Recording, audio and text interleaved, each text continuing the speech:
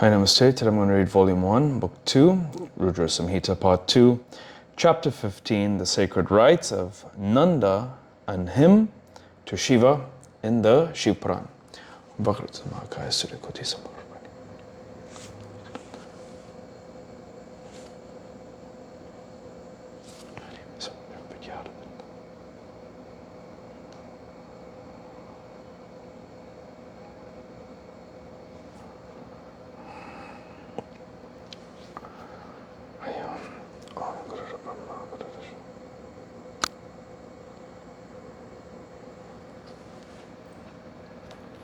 Hariyam Tat Sat.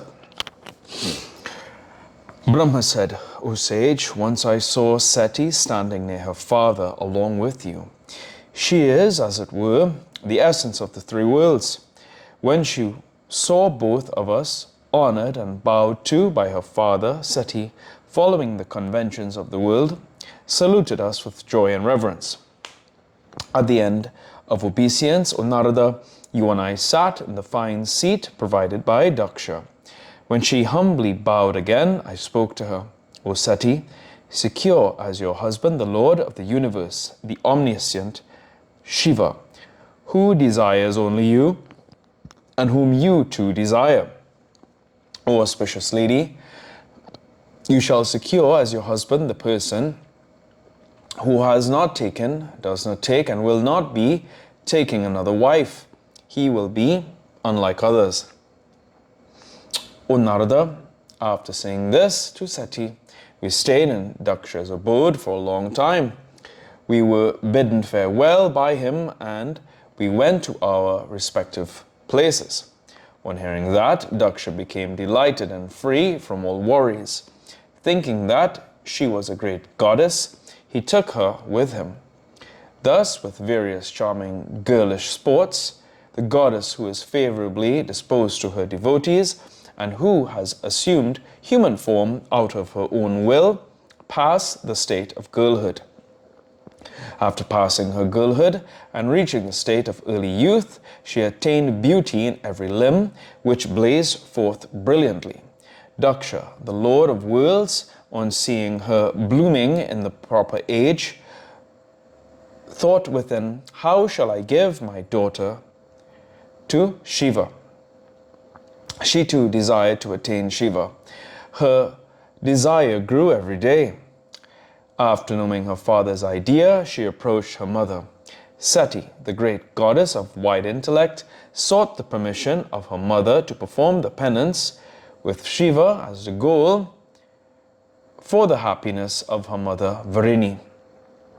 Firmly resolved in her desire to secure Shiva as her husband, she appropriated him in her own house with the permission of her mother. In the month of Ashvini, September to October, on Nanda Tithis, i.e.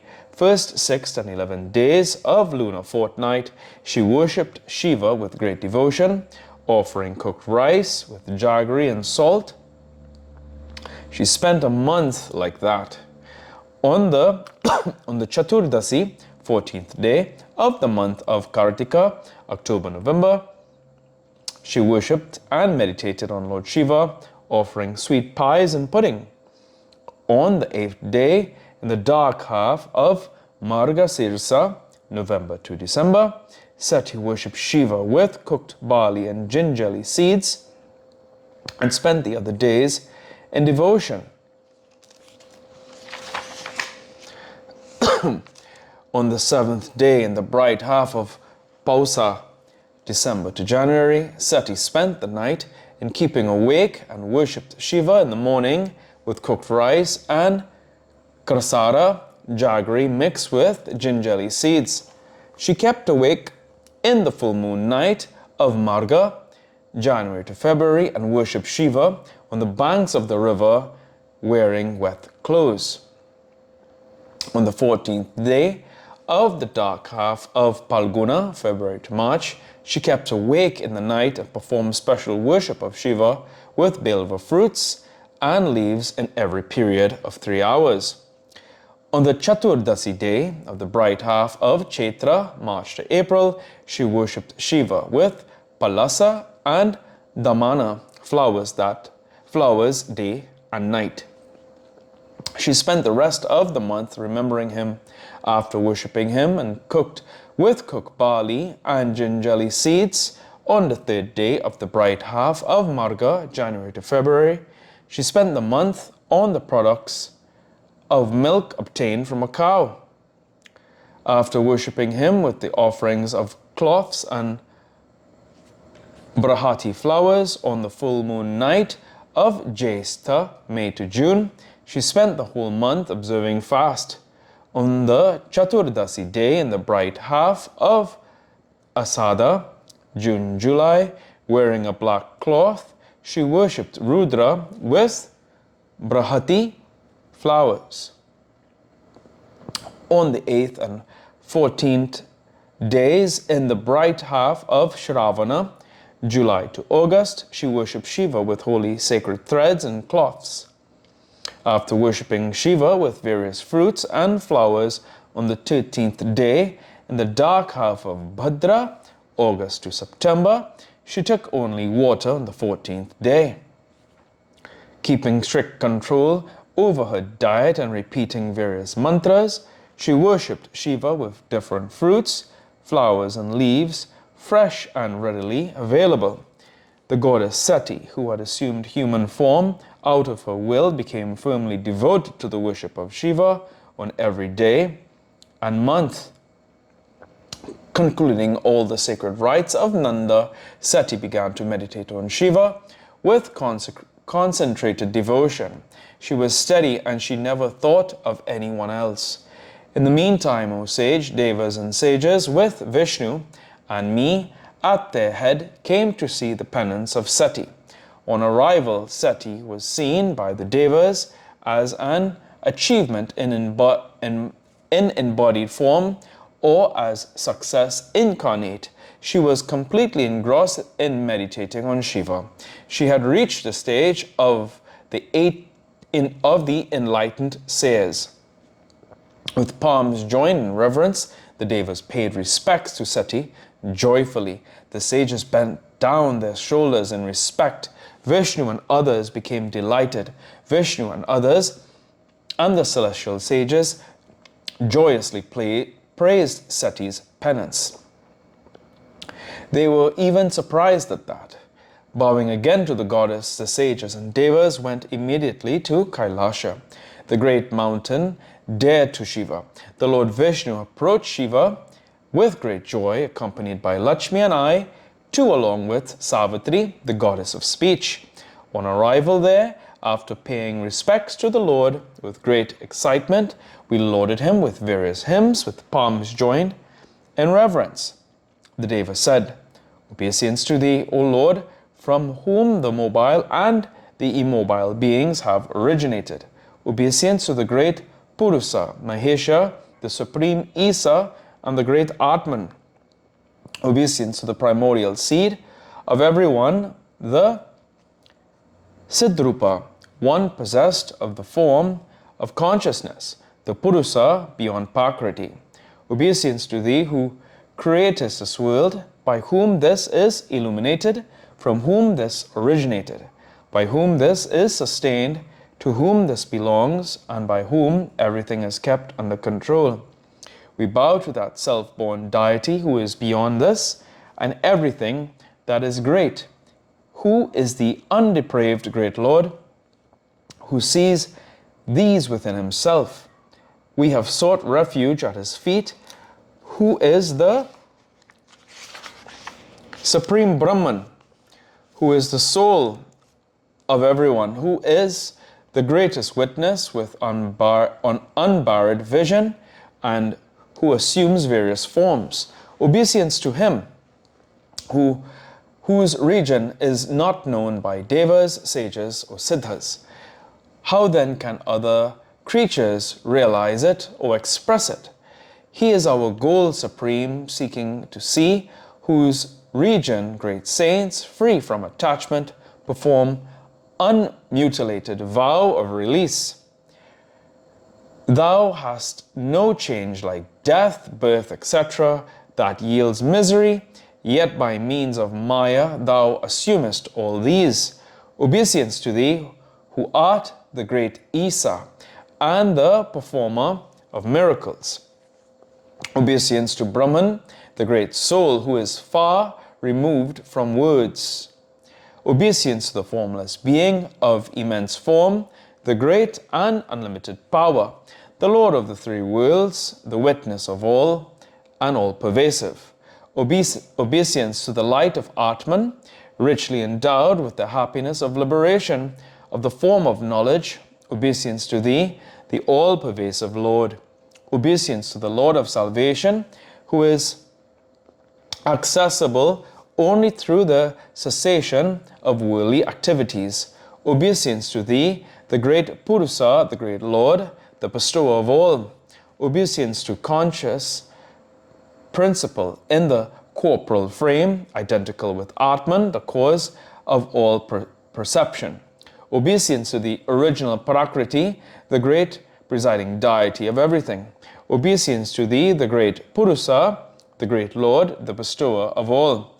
Obeisance to thee, the three-eyed, the five-faced, and the ever-luminous. Obeisance to thee, who hast no cause, and who ceased all the qualities of the sense organs.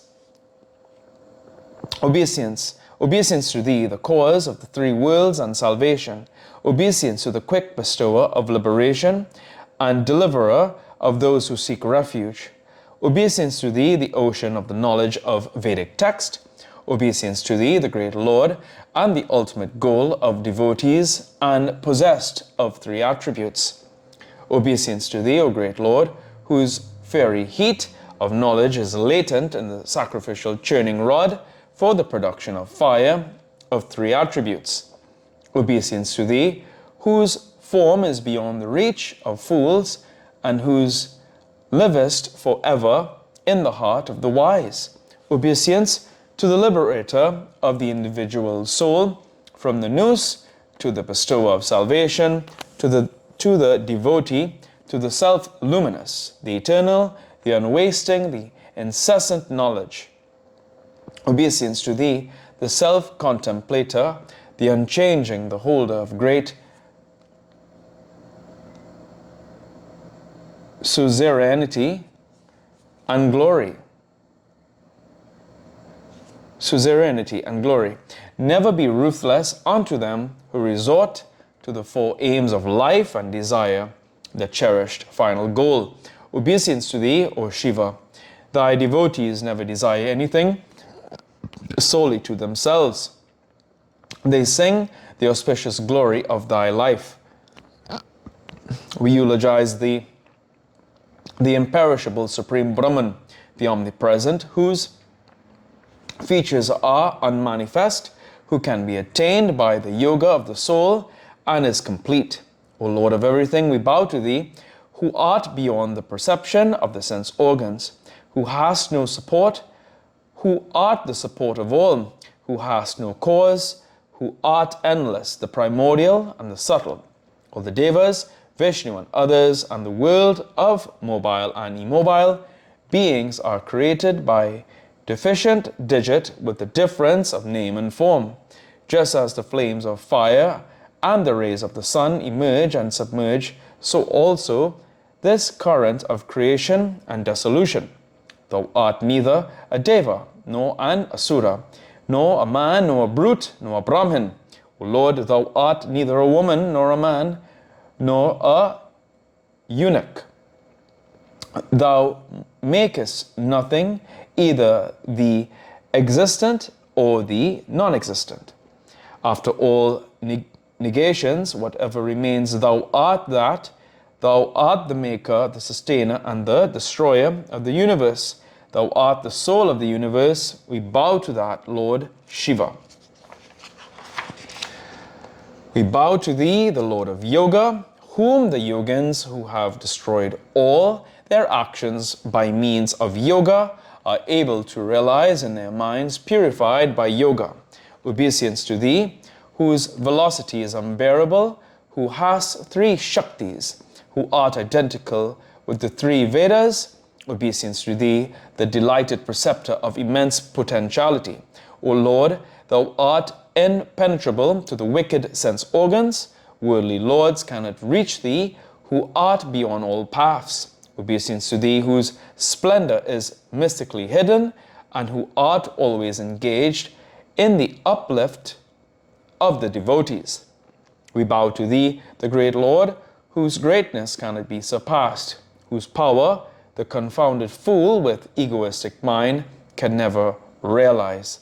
Brahma said, after eulogizing the great Lord, all the Devas, Vishnu and others stood silently in front of the Lord with their shoulders stooping down with great devotion. Footnotes.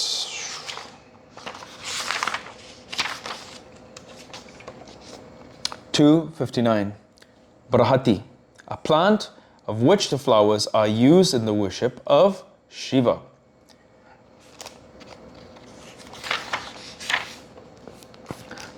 (260) Saloka Vrata is a vow of release. Salokya is a stage of mukti, an exemption from further transmigration. The released person lives in the same world with the deity and does not migrate to the other world.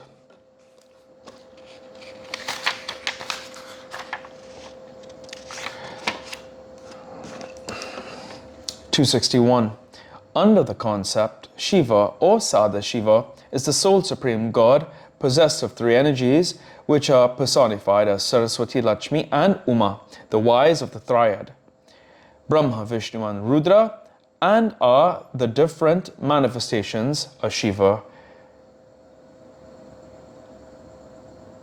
herself or himself. Here ends today's reading of the Shiva Puran. Om Prabhu Pranaratam Vivum Veshunatam Jagannatanatam Sarvapacham Bodhi.